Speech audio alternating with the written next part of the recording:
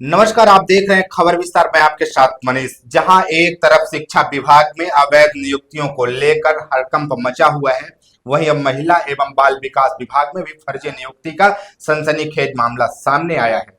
पीड़िता का आरोप है कि बिना किसी वैध दस्तावेज और प्रक्रिया के एक महिला को आंगनबाड़ी पर्यवेक्षक के पद पर नियुक्त कर दिया गया, जबकि असल में पद की हकदार होने के बावजूद वह न्याय के लिए दर दर भटक रही है।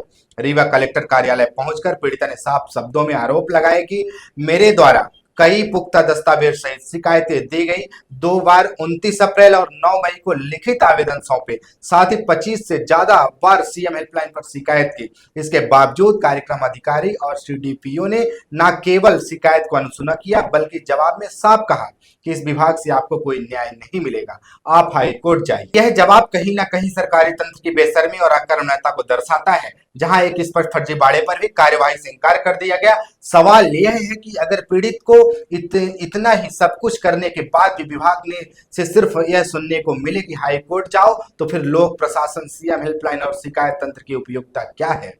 क्या रीवा में योग्यता से ज्यादा चलती है सिफारिश? क्या महिला बाल विकास विभाग अब फर्जी नियुक्ति संरक्षण केंद्र बनता जा रहा है? देखना होगा कि रीवा कलेक्टर इस गंभीर शिकायत पर क्या संज्ञान लेते हैं। फिलहाल यह मामला रीवा जिले के प्रशासनिक व्यवस्था पर बड़ा सवाल खड़ा कर रहा है। इस पूरे मामले में पीड़िता के बेटे ने क्या कुछ कहा, सुन। करियर आए हैं, क्या समस्या लेके क्या ये कलेक्ट्रेट हम आए हुए हैं, महिला एवं बाल विकास से संबंधित एक मामला है।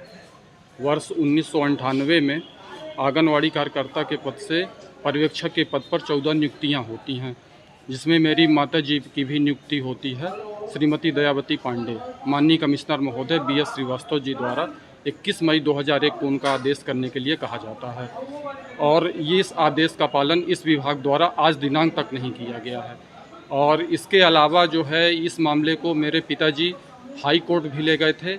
हाई कोर्ट के आदेश को भी इस विभाग द्वारा नहीं माना गया है और आज दिनांक तक नियुक्ति नहीं की गई है। और इन आंगनवाड़ी कार्यकर्ताओं से पर्यवेक्षकों की नियुक्ति के संबंध में एक कार्यकर्ता, जिनका नाम की किरण पांडे है, जो कि आंगनवाड़ी कार्यकर्ता से पर्यवेक्षक के पद पर पदस्थ हैं 5/9/98 से, उनकी नियुक्ति वर्ष 1990 में वो आंगनवाड़ी कार्यकर्ता के पद पर जब थी, तब वो टर्मिनेट हैं आज 8 अक्टूबर 1990 से 24 नवंबर 1990 के बीच।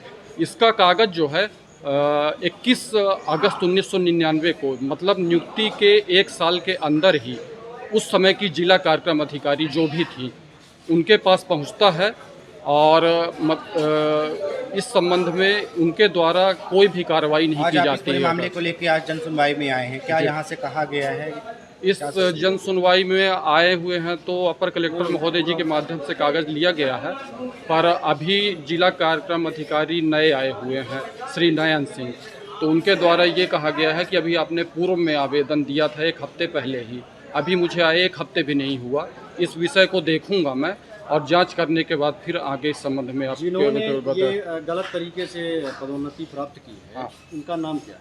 किरण पांडे। कहाँ की रहने वाली है? ये अनंतपुर हनुमान मंदिर के पास इनका घर है। क्या आधार है, क्यों आप ऐसा कह रहे हैं कि ये मेरे पास कागज़ है। ये कागज़ 1990 में संचालनालय महिला एवं बाल विकास से रीवा जिला कार्यक्रम अधिकारी को नियुक्ति के 1 साल के अंदर ही भेजा जाता है। इसमें साफ साफ लिखा हुआ है कि 8/10/1990 से टर्मिनेट होकर के 24/11/1990 को ये बहाल हुई हैं, और इनकी नई वरिष्ठता जो है 24/11/1990 से ही दी जाए।